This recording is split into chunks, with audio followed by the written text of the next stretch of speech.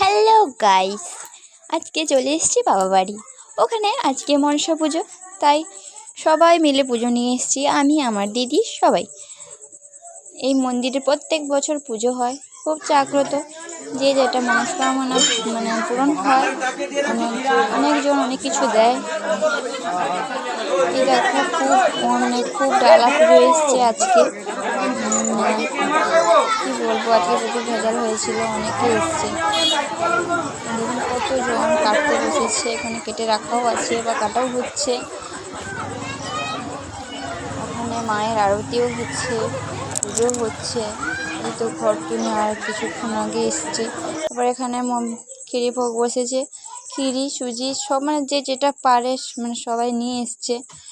যাদের মানসিক থাকে তারাও এনেছে, কারো বা ইচ্ছে থাকলে তারাও এনেছে। খুব জাগ্রত। এইভাবে আমরা প্রতি বছর আসি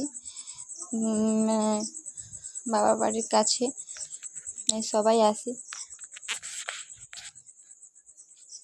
এই দেখো, এখানে কাটা হয়ে গেছে ফল, কাটা হয়ে এখানে রাখা আছে, সবগুলো কাটা।